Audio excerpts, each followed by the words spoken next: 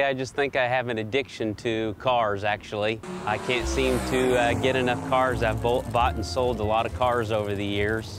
I'll get one for a while and I'll get rid of it, or I'll find something that needs to be redone and I'll redo it, and then I'll get rid of it and find something else. It all began when I was about 4 years old, and my dad bought a brand new Chevelle SS just like this one here in Wichita, Kansas. And he owned it for a couple years, and ever since he bought that car, I always decided that I had to have one day when I was older. So I've owned nothing but Chevys my entire life. Dad always owned Chevys, and I've always preferred a Chevy, and I just haven't been able to bring myself to ever drive anything but a Chevrolet. Never had anything but a bow tie. His was red with black stripes, black interior, bucket seats, console, just like this one. The only difference was it had a 4-speed transmission instead of an automatic. I was really interested in finding a totally original car. A lot of cars, people go out and they'll find a car that's a basket case, and they'll do a complete restoration on it. They'll replace sheet metal. I was more interested in trying to find a car that somebody had partially preserved over the years. This car still has all the original sheet metal on it. The quarters are the original quarter panels. Kind of a hybrid between a partial restoration and original, actually. The car has been painted once before. The interior is still original. It has never been restored. It has a hole up in the headliner that still resides there, and I refuse to replace the headliner. The seats are original. The wiring has all been redone. The engine's been pulled out. It's been gone through completely. The engine compartment has been stripped completely down and repainted. The underneath has been redone. So it's kind of a cross between a restoration and an original car. If you're going to buy a car and have a car like this, you definitely got to drive it. It just doesn't hold the same value to you if you trailer everywhere you go and you never drive it. These cars were made to be driven, not trailered all over the place. This particular body style was actually only built in 1970. In 68 and 69 had the same body style. They changed the body style in 1970. It had the dual headlights on each side, and had the single square tail lights on each side, and they only had it 1 year, and they only had the 450 horse 454 LS6 in 1 year, which was 1970. And then in 1971, they did not really actually change the body lines, but they changed the front end of them. They went to a single headlight on each side, and they went to a double round tail light on each side. And the horsepower rating dropped down for the 454 and all the smaller engines also. There was a little over 4,000 of these made, some of them with automatic, some of them with 4-speed. The 4-speed's probably actually the one that's people are after and sought after more than the automatic, but I prefer an automatic. I prefer to put a car in gear and just enjoy driving it. Okay, I'd like to show you what powers this, the 450 horsepower 454. About a year and a half ago, I decided that I was going to redo the engine and redo the engine compartment, and so I pulled the engine out and tore it down, and I completely took everything out of the engine compartment, gutted it all the way down to just metal. There was no hoses, no wiring, no nothing in here. Went in and I sanded all this down and sanded the firewall all down, and I repainted everything completely. And then I went back and I put this is all new wiring here. The brake booster, I sent it off and I had it re-CAD, and I took the hinges off. I had them gray phosphated as they were originally from the factory. Had the wiper washer motor detailed down. You can see it's actually got the original sticker on it with the part number and the date code. Then I got the engine back, sandblasted basically everything down to bare metal. The exhaust manifolds were sandblasted down and redone to look like they were the original cast iron. Everything was cleaned up. For instance, this TCS solenoid right there, that's the original TCS solenoid that come out on the car. Smog pump system, a lot of times back in the 70s, as soon as somebody bought one of these cars and bolted these hoses and the tubes that went into the exhaust manifolds, they plugged up the holes. They took this pump off because it would rob horsepower, and they either threw it in the trash or just threw it in a corner of the garage in a box and left it. When I got the car, it actually wasn't on there, so I decided to completely go back to original. So I put the air pump system back on it. It's fully functional, it's original, everything is original with part numbers. The clamps have the original date codes on them. Some of the part numbers that are on these are unique to this car. Some of the part numbers are unique to this era of car. And this car was built in April of 1970. And so obviously all your part numbers and date codes have to be before April of 1970 because all this stuff was either built or casted. The engine block was casted before 70. You look at the heads and you pull off the top of the heads and it's got a part number on it that's unique to this motor, and it also has a date code on it. You check the date code, and I did that, and I recorded all the date codes to make sure that all the date codes were proper for this year of car. And I located a original air filter, and it has an original part number on it.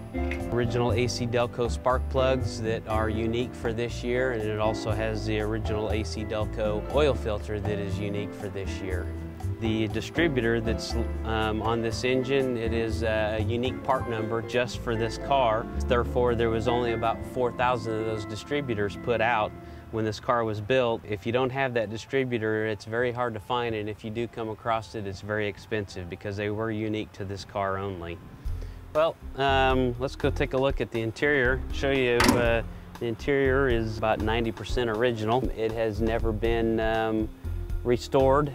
It's all as it came from the factory, brand new. The bucket seats are all original. They've never been replaced. The dash, none of it has been replaced. The headliner is original. The only thing that's been replaced in here is the two front door panels were actually replaced because they were literally disintegrating and coming completely apart, and I really had no choice but to replace them. One thing you might notice on the door panels, it's actually a Super Sport, but the emblems on the door panels say Malibu. When this car was built, GM went on strike. They're supposed to put SS emblems on the door panels, and they forgot, and they actually put Malibu emblems on some of the door panels. So those are the original Malibu emblems that was on it.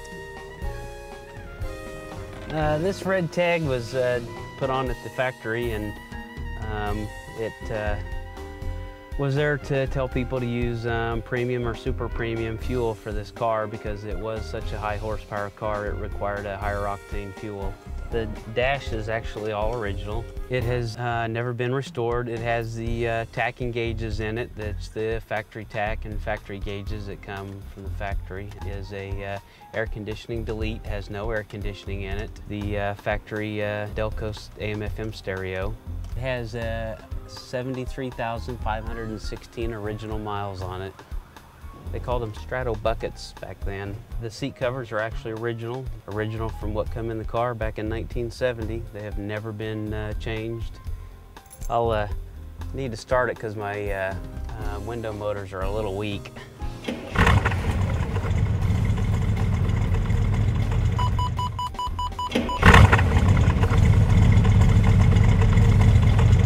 One of the kind of rare factory options that this car has that a lot of people didn't have back then is power windows.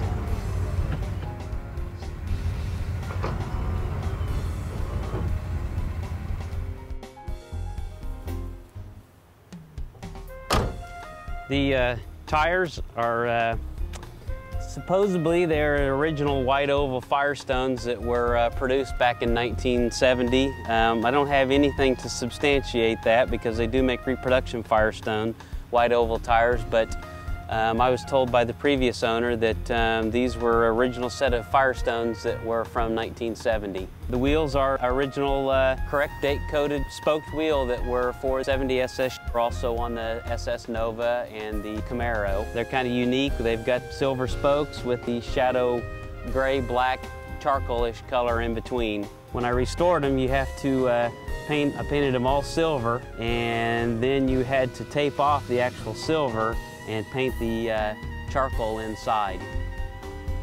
Very difficult. The state of Kansas allows you to, once you have a car that's an antique, they allow you to put on a tag from your year of car, and then you can tag it through the state. So I found this real tag from 1970, and I picked it up at a swap meet and tagged it with the state of Kansas.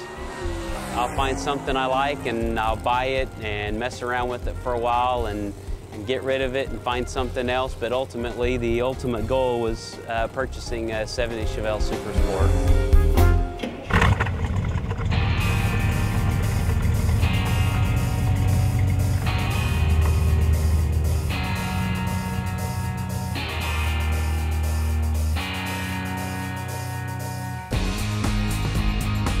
Well, I like the Monte Carlo, I like the Nova. Obviously, I like the mid-60s Corvette. And I like a 69 Camaro, but my favorite's always been the 1970 Chevelle Super Sport SS-454 with a 450 horsepower. I've achieved acquiring my dream car.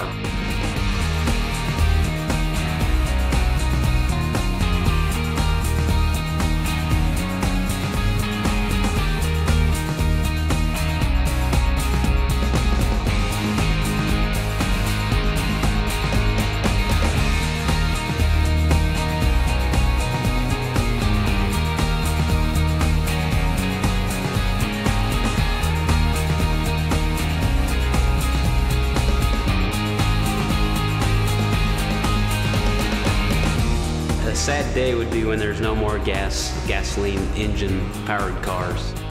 I just can't imagine not feeling the horsepower out of a gasoline combustion controlled engine.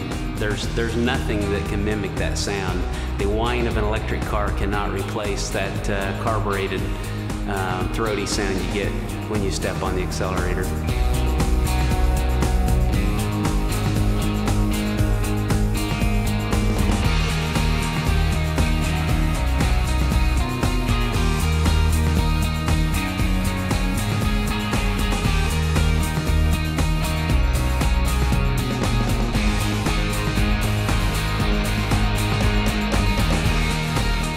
It represents probably for me the best years that Chevrolet, for all that matter, all the other car companies, it represents probably the best cars that were ever released. They're pure, they're not computerized, they don't have a lot of bells and whistles attached to them. You open the hood and there's just basically the motor and the things that allow it to function, and that's all. Take this car for instance, it's bright red, black stripes. It's got a cowl induction hood that's functional. When you step on it, there's a little flapper on the hood, opens and closes, and race-inspired hood pins on the front. Cars that were made back then were just pure and muscle.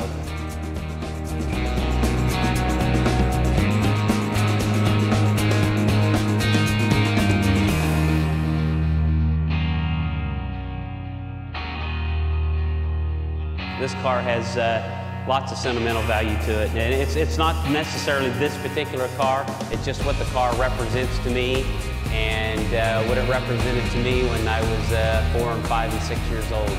What caught my eye was the cowl induction, and whenever he'd step on the accelerator, the cowl induction would open up, and that used to just give me a thrill when I was 4 years old.